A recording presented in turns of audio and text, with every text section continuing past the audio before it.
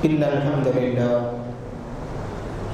نحمده ونستعينه ونستغفره ونعوذ بالله من شرور أنفسنا ومن سيئات أعمالنا من يهده الله فلا مضل له ومن يضلله فلا هادي له وأشهد أن لا إله إلا الله وحده لا شريك له وأشهد أن محمدا عبده ورسوله أرسله بالحق بشيرا ونذيرا وداعيا إلى الله بإذنه وسراجا منيرا أما بعد فإن خير الحديث كتاب الله وخير الهدي هدي محمد صلى الله عليه وسلم وشر الأمور محدثاتها وكل محدثة بدعة وكل بدعة ضلالة وكل ضلالة في النار فأعوذ بالله من الشيطان الرجيم بسم الله الرحمن الرحيم قاف والقرآن المجيد بل عجبوا أن جاءهم منذر منهم فقال الكافرون هذا شيء عجيب وقال الله تبارك وتعالى وما خلقت الجن والإنس إلا ليعبدون قال رسول الله صلى الله عليه وسلم من صام رمضان ثم أتبعه ستا من شوال فكان كصيام الدهر رواه مسلم رب اشرح لي صدري ويسر لي أمري واحلل عقدة من لساني يفقه قولي ربي زدني علما معزز و مکرم میرے دینی و اسلامی بھائیوں اور پردہ نشین ماؤں اور بہنوں، اللہ رب العالمین کی تعریف و توصیف بڑائی بزرگی حمد و ثنا ہے جو سارے عالم کا پالن ہار مشکل کشا حاجت روا ہے، عبادتوں میں اس کے ساتھ کوئی شریک نہیں، ہر قسم کی عبادت اس ایک اللہ ہی کے لیے لائق و زیبا ہے، اسی کی تعریف ہے، اسی کی حمد ہے، اسی کی کبریائی ہے، اسی کی تقدیس ہے۔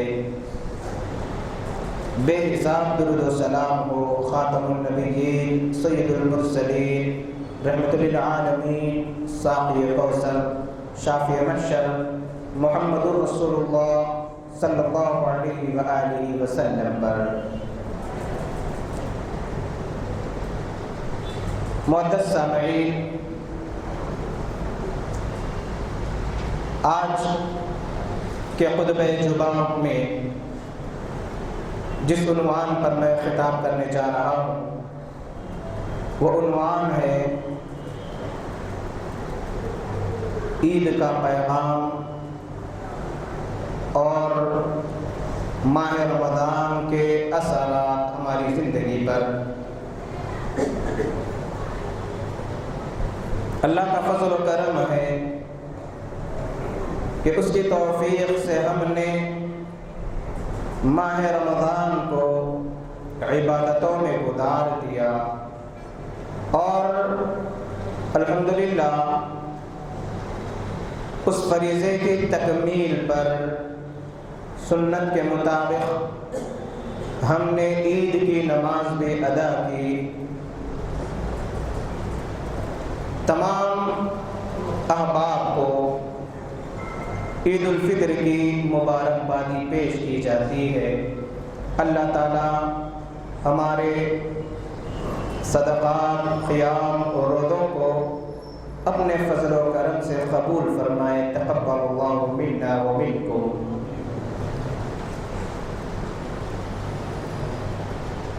ہر مذہب کی ایک عید ہوا کرتی ہے اور اس کے کچھ شرائط ہوتے ہیں، لیکن اسلام میں عید کا جو تصور ہے وہ بڑا جامع اور بہت ممتاز ہے، پروقار ہے۔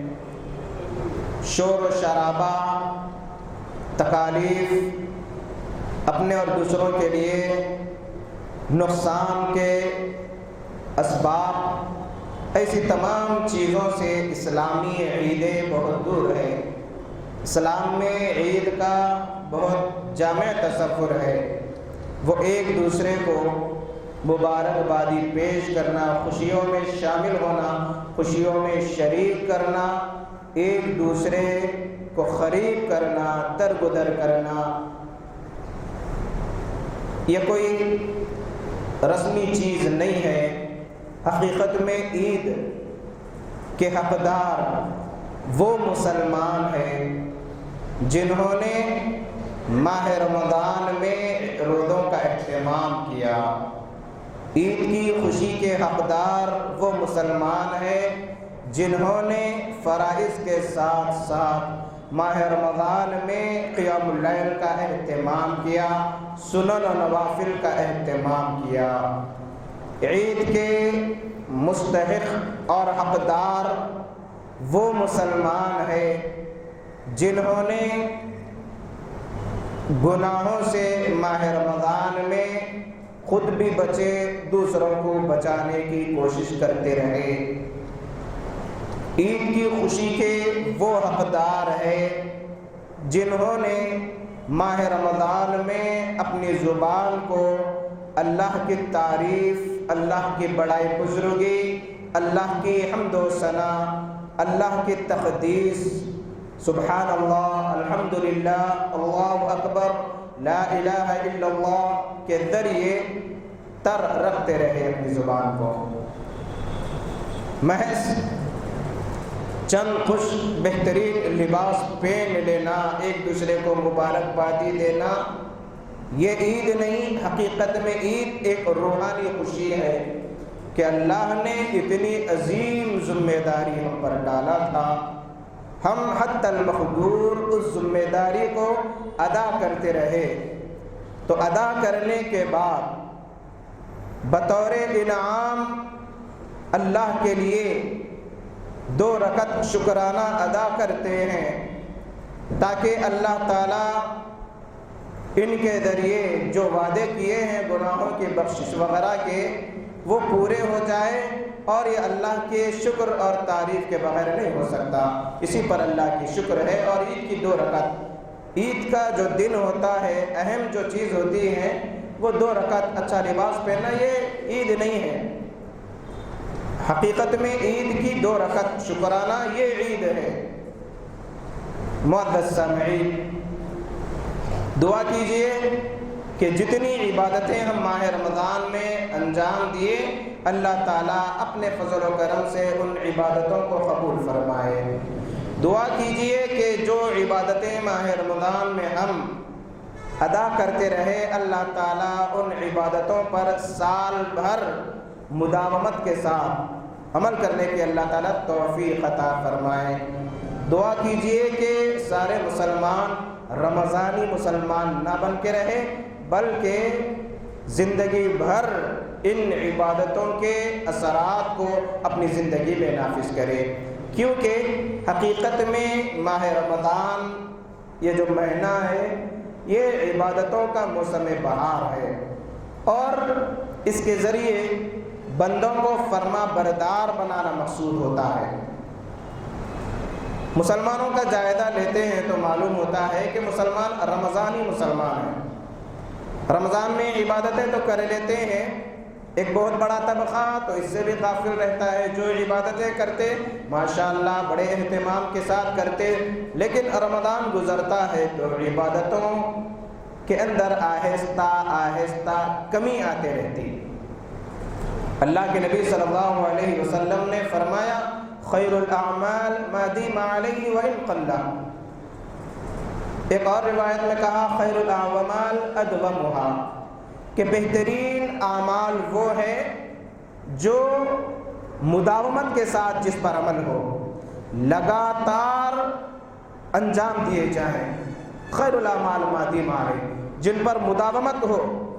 یہ نہیں کہ ایک رات پوری عبادت کرے اتنا تھک گئے کہ 1 مہینے تک سوتے رہے. نہیں، ایسی عبادت سے تو 2 رکعت بہتر ہے جو رات میں رب کو راضی کرنے کے لیے، گناہوں کے بخشش کے لیے، اپنے رب سے قریب ہونے کے لیے پڑھے جائے خشوع و خضوع کے ساتھ. تو یہ جو رمضان میں جو عبادتیں مقرر کی گئی اور جن عبادتوں کا اہتمام کیا جاتا، حقیقت میں یہ ایک مشق ہے عبادتوں کی فرما بردار بنانے کی، جس طریقے سے فوجی مشق ہوتی ہے. لگاتار مشق کروایا جاتا ہے تاکہ وقت ضرورت تیار رہے. تو یہ عبادتوں کی مشق ہے اور اس کے اثرات کی خوشبو زندگی بھر ہونا چاہیے. یہی عبادتوں کا مقصد ہے. اور یہی چیز سورہ زاریات میں بتلائی گئی، وَمَا خَلَقْتُ الْجِنَّ وَالْإِنسَ إِلَّا لِيَعْبُدُونَ. میں نے جن اور انس کو صرف اپنی عبادت کے لیے پیدا کیا. تو یہ عبادت فرما برداری سال بھر ہو.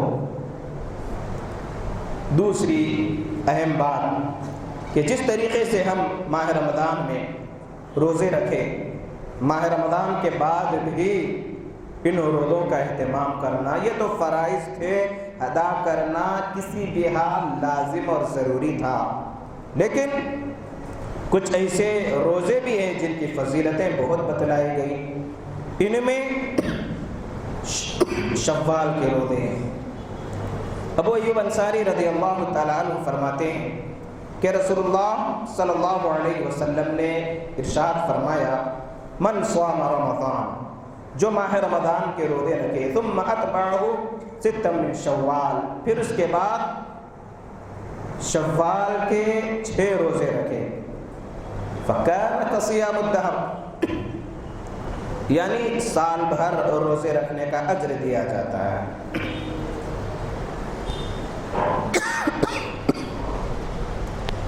تو شارحین نے کئی اس کے وجوہات بتلائے. بعض نے کہا کہ زندگی بھر روزے رکھنے کا اجر دیا جاتا، بعض نے کہا کہ سال بھر روزے رکھنے کا اجر دیا جاتا.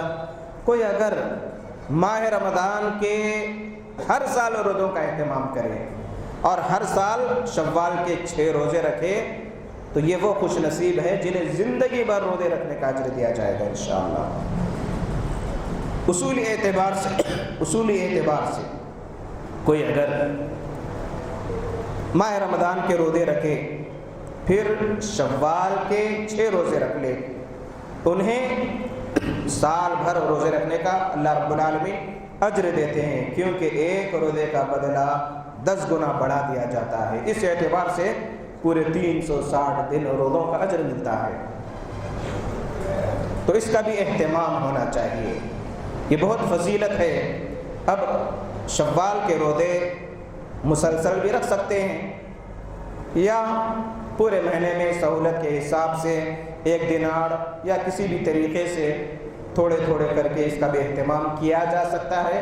اہتمام ہونا چاہیے. اسی طریقے سے صحابہ نے اللہ کے نبی صلی اللہ علیہ وسلم سے پوچھا بہترین اعمال کیا ہیں بتلائیں.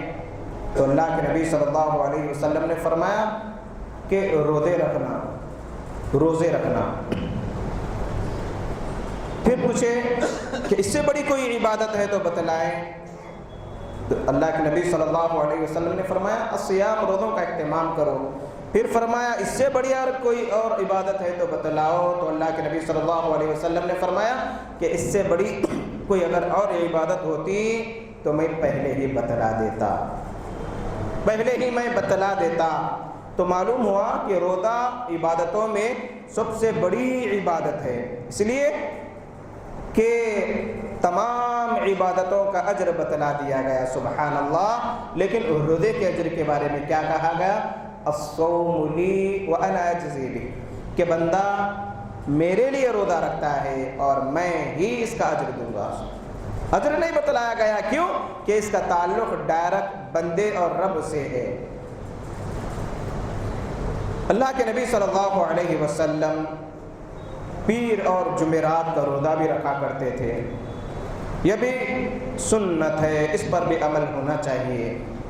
اسی طریقے سے اللہ کے نبی صلی اللہ علیہ وسلم نے وقتاً فوقتاً صحابہ کو وصیت کرتے، نصیحت کرتے، ان میں ایک خاص وصیت ہوتی، وہ یہ کہ ایام 20 کے روزے، ہر مہینے کی چاند کی 13، 14، 15، چاند کی 13، 14، 15 ان روزوں کو ایام 20 کے روزے کہتے ہیں۔ ان روزوں کا بھی اہتمام کرنا چاہیے۔ بعض ایسی روایتیں ہمیں ملتی ہیں کہ اللہ کے نبی صلی اللہ علیہ وسلم پیر، منگل، چہارشنبہ لگاتار 3 دن روزہ رکھتے، پھر ہفتہ اتوار، پیر، اس طریقے سے روزہ رکھتے۔ تو یہ جو عبادتیں ہیں، ان عبادتوں کو انجام دینا، اس کے ذریعے بندے رب کے فرما بردار بن کے رہتے سال بھر۔ ویسے ہی قیام اللیل جس طریقے سے ہم نے ماہ رمضان میں کی، ماہ رمضان کے بعد بھی اس کا اہتمام ہونا چاہیے۔ اور یہ قیام اللیل صرف رمضان کے ساتھ خاص نہیں ہے، رمضان کے بعد بھی اس کا اہتمام ہونا چاہیے۔ جماعت کے ساتھ نہیں پڑھنا یہ مطلب نہیں کہ نماز ہی نہیں ہے، یہ رمضان کی نماز تھی۔ قیام اللیل رمضان کی نماز نہیں ہے، بلکہ زائد فضیلتیں اس کی بتلائی گئی۔ سال بھر اپنی اپنی استطاعت کے مطابق اس کا اہتمام ہونا چاہیے۔ 2 رکعت ہی صحیح پابندی کے ساتھ ادا کرنا چاہیے۔ اور اللہ کے نبی صلی اللہ علیہ وسلم کے قیام کی جو کیفیت تھی، اتنا قیام فرماتے کہ 8 رکعت پڑھے تک رات ختم ہو جاتی ہے۔ ہم لڑ رہے کہ 8 پڑھنا یا 20 پڑھنا، تعداد مقصود نہیں ہے، جو کیفیت، جو کوالٹی تھی اللہ کے نبی صلی اللہ علیہ وسلم کی عبادت کی، وہ کیفیت آنا چاہیے۔ اللہ کے نبی صلی اللہ علیہ وسلم اتنا طویل قیام فرماتے کہ آپ کے پیر مبارک ورم آ جایا کرتا تھا پیروں میں، اتنی عبادت اللہ کے نبی صلی اللہ علیہ وسلم رات کی کیا کرتے تھے۔ یہ کیفیت ہونا چاہیے ہماری عبادتوں میں۔ اگر یہ کیفیت آ گئی تو لڑائی جھگڑے سب ختم ہو جائیں گے تعداد رکعت کے۔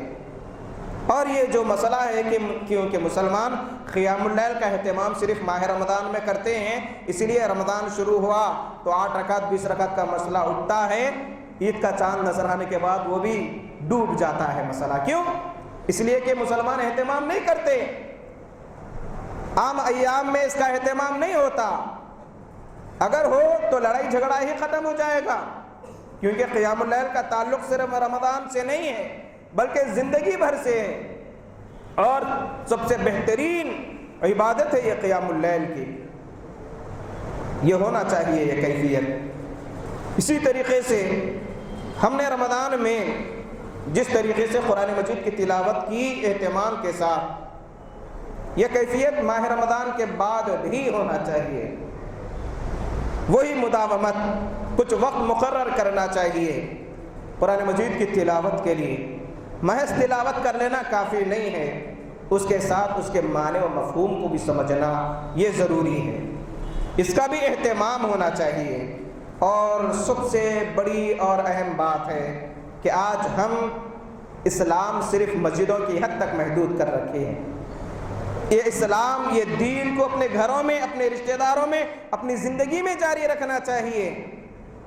مساجد میں تو عبادتوں کی باریکیوں پر غور کیا جاتا ہے کہ نماز میں رفع الیدین کرنا نہیں کرنا، ہاتھ کہاں باندھنا، کس طریقے سے کھڑے رہنا، پیر ملانا ہے یا انگلی ملانا ہے یا قدم ملانا ہے یا مونڈے ملانا ہے، کس کیفیت کے ساتھ کھڑنا ہے، کیا کرنا ہے، کیا نہیں کرنا ہے۔ یہ جو مساجد میں ہم ایسی چیزوں پر غور کرتے ہیں، اخلاقیات پر بھی یہ طریقہ ہونا چاہیے۔ حقوق العباد کے سلسلے میں یہ کیفیت اپنی زندگی میں جاری ہونا چاہیے۔ اکثر بھائی دین میں تو بڑے مضبوط نظر آتے ہیں، لیکن بندوں کے حقوق میں بڑے زیرو نظر آتے ہیں۔ لوگوں سے بات کرنے کی تمیز نہیں، والدین کے ساتھ بات کرنے کی تمیز نہیں رہتی، بیویوں کے ساتھ جانوروں جیسا سلوک کیا جاتا ہے، اپنا غصہ اپنے کمزوروں پر نکالنا اپنی بہادری سمجھتے ہیں، اپنے دلوں میں حسد، بغض، نفرتوں کی ایسی غلاظت رکھتے ہیں کہ زندگی ختم ہو جاتی لیکن دل صاف نہیں ہوتا۔ پھر عید کہاں گئی؟ عید کا کیا دکھاوا ہے؟ عید کا پیغام ہم ایک دوسرے کو تو مبارکبادی دیتے ہیں، چہرے پر تو کچھ مسکراہٹ ہوتی ہے، ٹٹولنا چاہیے کہ دل بھی ہمارا صاف ہے یا نہیں۔ یہ ضروری ہے۔ جس طریقے سے ماہ رمضان میں ہم ان نفرتوں کو اپنے بھائی اپنے رشتہ داروں کے لیے ختم کر دیتے ہیں، غریبوں کو کھلا پلا کر، روزے داروں کو روزے افطار کروا کر، کھلانے پلانے کا انتظام کر کے جس طریقے سے ہم خوشی محسوس کرتے ہیں، یہ عمل زندگی بھر اپنے ماتحتین کے ساتھ ہونا چاہیے، اپنے دلوں کو صاف رکھنا چاہیے۔ اور ان چیزوں پر بھی غور کرنے کی ضرورت ہے کہ ہماری زبان سے رشتہ داروں کو تو تکلیف نہیں پہنچ رہی۔ آپ کو شرک بدعات کے خلاف بولنا ہے، لیکن بولنے کا ڈھنگ بھی آنا چاہیے، اس انداز سے بولنا چاہیے کہ دشمن بھی سن کر غور کرے باتوں پر۔ معاملہ تو ایسا ہے کہ اخلاق ہمارے اتنے گر چکے ہیں، اپنے ہم سے روٹ رہے ہیں، غیر تو دور کی بات اپنے ہم سے ٹوٹ رہے ہیں، معمولی باتوں پر رشتے کٹ رہے ہیں، معمولی باتوں پر بھائی بھائی سے جدا ہے۔ اللہ کے نبی صلی اللہ علیہ وسلم نے تو وعید سنائی ہے، لا يدخل الجنت قاطع، یعنی قاطع رحم، رشتے ناتوں کو توڑنے والا جنت میں نہیں داخل ہوگا۔ اب عبادتیں بھی کر رہے ہیں لیکن یہاں پر حقوق العباد میں زیرو ہے، زبان سے لوگوں کو تکلیف دے رہے، کوئی احساس نہیں ہوتا، رشتے توڑ رہے ہیں، معمولی باتوں پر احساس نہیں ہوتا، پھر عید کی مبارکبادی بھی دے رہے ہیں، چاہتے نہ چاہتے۔ ایسے دکھاوے کی ضرورت نہیں، اپنے دلوں کو صاف رکھنا یہ عید کا اہم پیغام ہے، یہ رمضان کا اہم پیغام ہے۔ میرے بھائیوں، اپنے دلوں کو حسد، کینہ، کپٹ، بغض، نفرتوں سے خالی کیجئے اور اپنے تمام دشمنوں، ماتحتین، رشتہ دار تمام کو معاف کر کے سو جائیے۔ زندگی میں اللہ تعالیٰ سکون دے گا، برکت دے گا۔ ہم اتنی نفرتوں کے ٹینشن جو پال لے کے رکھتے ہیں، بی پی، شوگر، یہ جو بیماریاں کیا ہیں، یہ آفتیں ہیں برائی کی، برے اعمال کی۔ ہائی بی پی ہائی ہو گیا، کیوں کہ دماغ کے اندر اتنی کچرا بھرا ہوا ہے نفرتوں کا کہ صفائی نہیں ہوتی، تو پھر بیماریاں نہیں تو اور کیا آئیں گی۔ کبھی دیکھیے، کبھی دل پر ہاتھ رکھ کے یہ احساس کیجئے کہ آج میں اپنے تمام رشتہ داروں، بھائیوں، ماتحتین تمام کو معاف کر دیا، اپنے دل کو تمام کے لیے پاک کر دیا، صاف کر دیا۔ اگر یہ احساس ہر رشتہ دار اپنے دوسروں کے سلسلے میں اگر رکھے تو یقیناً امن و امان آئے گا، سکون آئے گا، زندگی میں آرام کی نیند آئے گی، اور یہ جنت میں داخلے کا سبب ہے۔ ایک بات بتلا کر اپنے بات کو ختم کرتا ہوں، صحیح درجے کی حدیث ہے۔ دیکھیے، ایک مرتبہ اللہ کے نبی صلی اللہ علیہ وسلم نے ایک صحابی کو جنت کی خوشخبری دی، عبداللہ بن عمر ان کا نام ہے۔ وہ آئے اور اللہ کے نبی صلی اللہ علیہ وسلم نے، الفاظ متعدد ہے، کہا کہ ایک ایسا شخص آئے گا جو جنت کا حقدار ہے۔ صحابہ انتظار میں تھے، ایک غریب صحابی آئے اور آ کر بیٹھ گئے۔ پھر اللہ کے نبی صلی اللہ علیہ وسلم دوسری مرتبہ جنت کی خوشخبری دی، تیسری مرتبہ جنت کی خوشخبری دی، اور صحابہ آپس میں ایک دوسرے سے نیکیوں میں آگے بڑھنے کا جذبہ تھا صحابہ میں۔ صحابہ نے دیکھا کہ مالدار اللہ کی راہ میں خرچ کر کے نیکیوں میں آگے بڑھ رہے ہیں، ہم کو اللہ نے نہیں دیا، ہم خرچ نہیں کر سکتے اور ان کا مقابلہ ہم نہیں کر سکتے، عبادتوں میں، نیکیوں میں ان سے ہم پیچھے ہو رہے ہیں۔ صحابہ نے کہا، اے اللہ کے نبی صلی اللہ علیہ وسلم، مالدار عبادتیں ہم بھی کرتے ہیں، وہ بھی کرتے ہیں، لیکن اللہ نے انہیں اپنے فضل سے مال نوازا ہے، وہ اللہ کی راہ میں خرچ کرتے ہیں۔ اے اللہ کے نبی صلی اللہ علیہ وسلم، کچھ نسخہ بتلائے تاکہ ہم بھی درجات میں ان کے برابر ہو جائیں۔ اللہ کے نبی صلی اللہ علیہ وسلم نے کیا فرمایا، کیا اصول بتلایا؟ سبحان اللہ، ہر نماز کے بعد تسبیحات کا اہتمام کرو، سبحان اللہ، الحمدللہ، اللہ اکبر، بہترین سنت ہے۔ ہمارا ماحول کیا ہے، نماز ہوتے ایسا نکلتے ہیں مساجد سے، اللہ رحم کرے، یہ اہتمام ہونا چاہیے، یہ درجات کی بلندی کا سبب ہے میرے بھائی۔ تو مالداروں نے پوچھا کہ کوئی خاص عبادت ہو رہی ہے؟ صحابہ بتلانے جھجک رہے تھے، اگر مالداروں کو یہ بھی معلوم ہو گیا تو پھر وہ بھی اہتمام کریں گے۔ دیکھیے نیکیوں میں آگے بڑھنے کا جذبہ، آج ہمارے پاس دنیا میں ایک دوسرے سے آگے بڑھنے کا جذبہ، اس کی بلڈنگ اتنی بڑی ہے 4 فلور ہے تو میں 5 فلور بناؤں گا، انہیں ایسے کپڑے پہنا تو ہم اس سے بہترین کپڑے پہنیں گے، اور خواتین تو سبحان اللہ کیفیت مت پوچھیے، دعوتوں میں ایک دوسرے کے کپڑوں کو اس انداز سے دیکھتے ہیں اور آ کر اپنے شوہروں اپنے والدین سے اس انداز سے مطالبہ کرتے ہیں۔ اللہ رحم کرے، یہ کیفیت اس سے زیادہ عبادتوں میں ہونا چاہیے۔ تو جب وہ بتلا دیا گیا، وہ بھی مالدار بھی اس پر عمل کرنے لگے۔ صحابہ نے اللہ کے نبی صلی اللہ علیہ وسلم سے کہا کہ مالدار لوگ بھی اس کا اہتمام کر رہے ہیں، کچھ اور بتلائیے۔ اللہ کے نبی صلی اللہ علیہ وسلم نے فرمایا ذالک فضل اللہ، یہ اللہ کا فضل ہے، یہ اللہ کا فضل ہے، اللہ جسے چاہتا ہے عطا کرتا ہے۔ الغرض یہ صحابی آئے، 3 مرتبہ جنت کی خوشخبری ملی۔ عبداللہ بن عمر نے دیکھا کہ کیا کوئی خاص عمل تو نہیں کرتے یہ کہ جنت کی خوشخبری دی گئی، اجازت لے کر ان کے ساتھ رہنے لگے۔ 1 دن دیکھے، 2 دن دیکھے، کیا کوئی خاص ایسی عبادت تو نہیں کرتے جس کی وجہ سے جنت کی خوشخبری دی گئی، لیکن کوئی تبدیلی نہیں دکھی، وہی عام عبادتیں جو عام لوگ کرتے ہیں، وہی کیفیت، وہی قیام، وہی نماز، وہی اذکار، وہی عبادت جو عام لوگ کرتے ہیں، کوئی الگ سے کوئی خاص عبادت نظر نہیں آئی۔ جستجو میں ہے کہ ڈھونڈیں گے، معلوم کریں گے۔ آج ہم ایک دوسرے کی فکر عیبوں کی تلاش میں کرتے ہیں، فلاں صاحب تو بہت بڑی بڑی باتیں کرتے ہیں، ان کے بیک گراؤنڈ کیا ہے دیکھیں گے، اب ان کے غلطیوں کو لوگوں کے سامنے عام کر کے خوش ہوتے ہیں، بہت بڑا تیر مارے ایک دوسرے پہ۔ عیبوں کو اگر ٹٹولیں گے، یاد رکھیے اللہ تعالیٰ تیسرے کو پیدا کرے گا، وہ تمہارے عیبوں کو ٹٹولے گا۔ اللہ نے جب حجاب ڈال رکھا ہے گناہوں پر، تو ہم اس کو چھپائے رکھے، اپنے رب سے گناہوں کی بخشش کیجئے۔ گناہ ہو گیا، استغفار کیجئے، 4 لوگوں کے سامنے اس گناہ کا اقرار کرنا، گویا کہ آپ نے اس گناہ کو جو اللہ نے چھپانا چاہا اپنے انداز میں عام کر دیے۔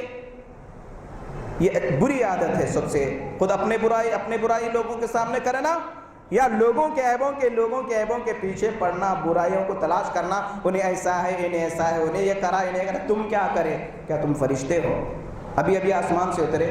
اپنی زندگی میں جھانکو، اپنے گریبان میں دیکھو تم کیا ہے۔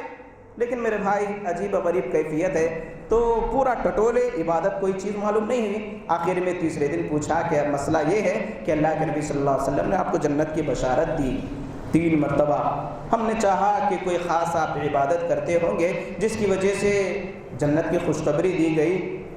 انہوں نے ایک اصول کی بات بتلائی، ایک راز کی بات بتلائی، گویا کہ آج کے اس جمعے کا وہ پیغام ہے، اس پیغام کے ساتھ اٹھیے۔ انہوں نے کہا کہ میں کسی کے سلسلے میں اپنے دل میں نفرت کو نہیں پالتا، میرا دل تمام سے بغض سے پاک ہے، میں کسی سے حسد نہیں کرتا، سارے بھائیوں کے لیے میرا دل صاف ہے۔ یہ دل کی صفائی، یہ حسد، کینہ، کپٹ سے اپنے دل کو پاک کرنے پر یقیناً جنت کے حقدار ہم بھی بنیں گے۔ میرے بھائی یہ بہت بڑی بات ہے۔ بدلہ تو ہر کوئی لے لیتا ہے، اور یہ بدلہ لینا جانوروں کا شیوا ہے، مسلمانوں کا نہیں۔ مسلمان تو وہ ہے جو ایک دوسرے کو معاف کر کے خوش ہوتا ہے۔ جب اللہ سے ہم معافی کی امید رکھتے ہیں، ہماری بھی ذمہ داری ہے کہ ہم اپنے ماتحتین کو معاف کریں۔ جب ہم دوسروں کو معاف کرنا پسند نہیں کرتے تو پھر اللہ سے کس توقع کے ساتھ ہم دعا کرتے؟ اللہم انکا عفو، اے اللہ آپ معافی کو پسند کرتے، ہمیں معاف فرما دے۔ کس انداز سے ہماری زبان پہ یہ جملے نکلتے جبکہ ہم خود نہیں چاہتے اپنے ماتحتین کو معاف کرے۔ یہ پیغام ہے آج کے جمعے کا کہ اپنے دلوں کو صاف رکھیے، اپنے دلوں کو پاک رکھیے، اور خوشیوں میں تمام کو شامل رکھیے۔ سوتے وقت یہ محاسبہ کیجئے کہ آج میں اپنے دل کو تمام بھائیوں کے لیے صاف کروں گا۔ یہاں سے اٹھتے وقت اس عزم کے ساتھ اٹھیے کہ اگر والدین روٹھے ہوئے ہیں معاف کر کے انہیں قریب کرے، بھائی روٹا ہوا ہے معاف کر کے اسے اپنے پاس بلائے، دوست روٹا ہوا ہے معاف کر کے اپنے قریب کیجئے، رشتہ دار معمولی باتوں پر جھگڑوں پر ٹوٹ چکے ہیں جوڑنے کی کوشش کیجئے، قریب کرنے کی کوشش کیجئے، تحفے تحائف کے ذریعے انہیں خوش کریے، اپنے قریب کیجئے، اپنے دل کو صاف رکھیے، پتہ نہیں کب کس کا انتقال ہو جائے، کیا لے کر جائیں گے رب کے دربار میں۔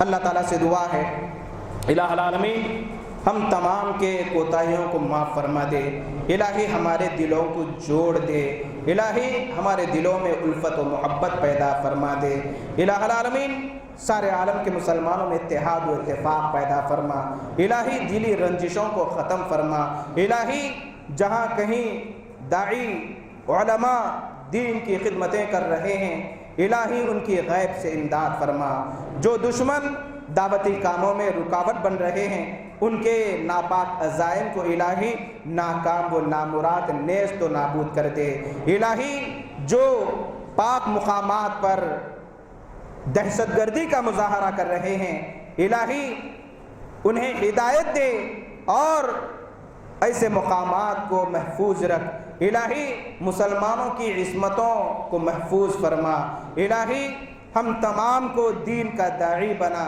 الہ العالمین جو عبادت ماہ رمضان میں ہم نے انجام دیا رمضان کے علاوہ دیگر ایام میں بھی ان عبادتوں کو انجام دینے کی توفیق عطا فرما، ہماری ساری عبادتوں کو اپنے فضل و کرم سے قبول فرما، ربنا آتنا فی الدنیا حسنۃ وفی الآخرۃ حسنۃ وقنا عذاب النار، بارک اللہ لنا ولکم فی القرآن العظیم ونفعنا وإیاکم بالآیات والذکر الحکیم، انہ تعالی جواد کریم ملک رؤوف رحیم رب حلیم۔